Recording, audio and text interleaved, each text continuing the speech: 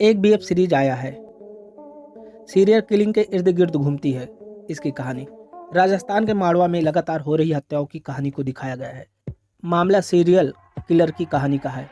इन हत्याओं में सबसे अनोखी बात यह है कि कातिल इसे पब्लिक टॉयलेट में अंजाम देता है। शुरुआत में ऐसा लगता है कि हत्या से अधिक आत्महत्या है, लेकिन एक के बाद एक मिल रही लाशें इस सीरियल किलिंग का मामला सामने आता है। इतना ही नहीं, इस कातिल का एक खास पैटर्न भी है जो इस बात की ओर इशारा करता है कि वो पहले से भी हत्याएं कर चुका है।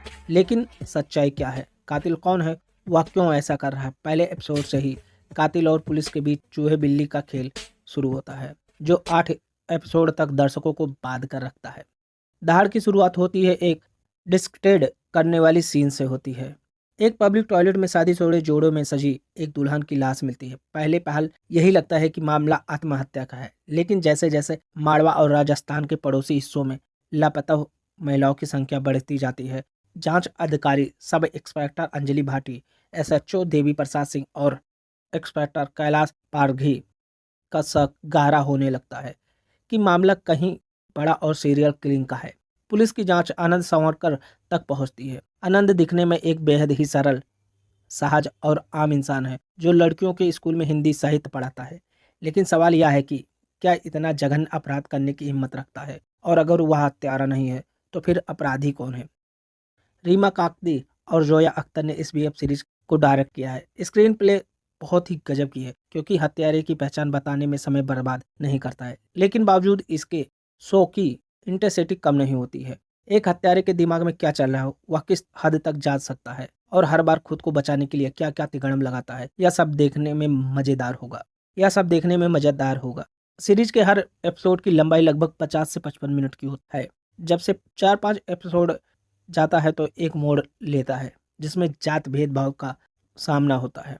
पिछड़े वर्ग की अंजलि भाटिया को उच्च वर्ग के घरों में घुसने की इजाजत नहीं है। सीरीज में ऐसे कई सीन हैं जो हमें अच्छे से एहसास करवाते हैं। देश में भले ही विश्व शांति होने को कह रहे हैं, लेकिन भेदभाव अभी भी है जो दुर्भाग्यपूर्ण है। दहाड़ देखकर कई बार आपको रवीना टंडन की अड़या और दृश्यम धामी की दुर्गा जैसी दूसरी सीरीज भी याद आएंगी। इस सोच की तरह हर दहाड़ में भी शुरुआती एपिसोड में हमें कई अलग किरदारों से मिलवाया जाता है जो धीरे धीरे एक ही दुनिया में सिमटने लगते। इसमें कई किरदारों की कहानी और उनकी जरूरत का अंदाजा बाद के एपिसोड में होता है।